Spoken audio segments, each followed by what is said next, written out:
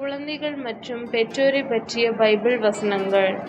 உன் கடவுளாகிய ஆண்டவர் உனக்களிக்கும் நாட்டில் உன் வாழ்நாட்கள் நீடிக்கும்படி உன் தந்தையும் உன் தாயையும் மதித்து நட.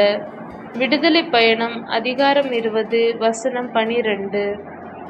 எனவே உன் வார்த்தைகளை உங்கள் நெஞ்சிலும் நினைவிலும் நிறுத்துங்கள், அவற்றை உங்கள் கைகளில் அடையாளமாக கட்டிக்கொள்ளுங்கள். உங்கள் கண்களுக்கிடையே அவை அடையாளப்பட்டமாக இருக்கட்டும். நீங்கள் அவற்றை உங்கள் பிள்ளைகளுக்கு கற்றுக் கொடுங்கள்.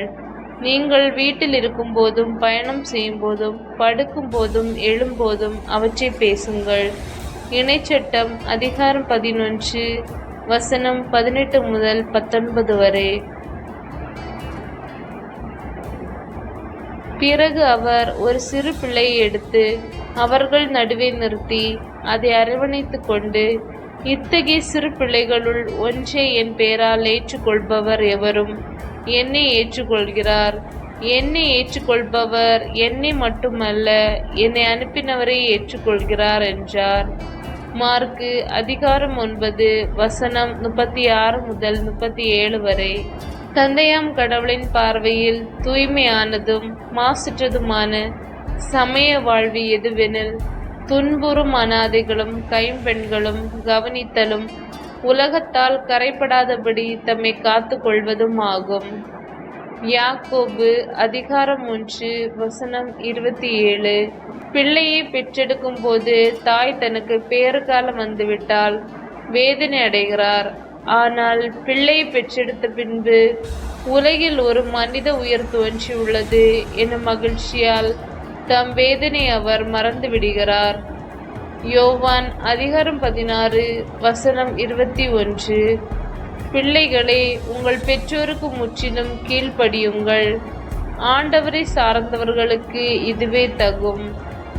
கொலேசியர் அதிகாரம் 3 வசனம் 20. சிறுவரையும் அவருடைய செயல்களை கொண்டே அறியலாம், அவர் உண்மையின் நேர்மையானவரா என்று சொல்லிவிடலாம். நீதிமொழிகள் அதிகாரம் 20 வசனம் 11.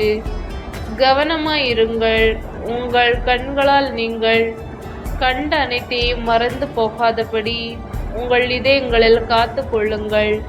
உங்கள் வாழ்நாள் முழுமையும் நீங்கள் அவற்றை மறக்க வேண்டாம். உங்கள் பிள்ளைகளுக்கும் பேறு பிள்ளைகளுக்கும் அவற்றை எடுத்து கூறுங்கள். இணைச்சட்டம் அதிகாரம் 4 வசனம் 9.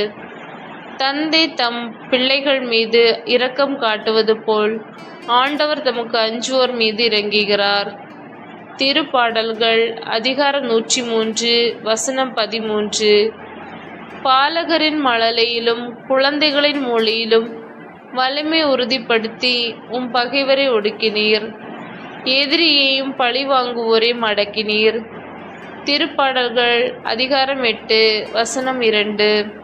நல்வழியில் நடக்க பிள்ளையை பழக்கு, முதுமையிலும் அவர் அந்த பழக்கத்தை விட்டுவிட மாட்டார். நீதிமொழிகள் அதிகாரம் 22 வசனம் 6.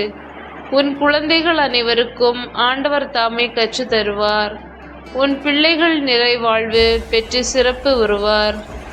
எசையா அதிகாரம் 54 வசனம் 13. பிள்ளைகள் ஆண்டவர் அருளும் செல்வம், மக்கட்பேறு அவர் அளிக்கும் பரிசில். திருப்பாடல்கள் அதிகாரம் 127 வசனம் 3. ஆனால் இயேசு, சிறு பிள்ளைகளே, என்னிடம் வர விடுங்கள், அவர்களை தடுக்காதீர்கள், ஏனெனில் விண்ணரசு இத்தகையோருக்கே உரியது என்றார். மத்தேயு அதிகாரம் 19 வசனம் 14.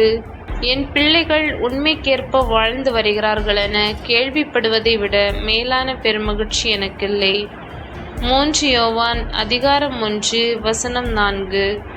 அவர்களும் அவர்கள் மக்களும் என்றென்றும் நலமாய் இருக்குமாறு எந்நாளும் எனக்கு அஞ்சி நடந்து என் கட்டளைகள் அனைத்தையும் கடைபிடிக்கும் இத்தகைய உள்ளம் அவர்களுக்கு இருந்தால் எவ்வளவோ நல்லது. இணைச்சட்டம் அதிகாரம் 5 வசனம் 29.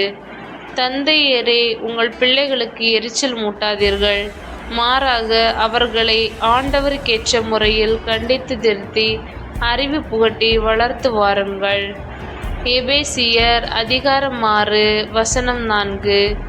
தாய் வயிற்றில் உன்னை நான் உருவாக்கும் முன்பே அறிந்திருந்தேன். நீ பிறக்கும் முன்னே உன்னை நிலைப்படுத்தினேன். மக்களினங்களுக்கு இறைவாக்கினராக உன்னை ஏற்படுத்தினேன். எரேமியா அதிகாரம் 1 வசனம் 5.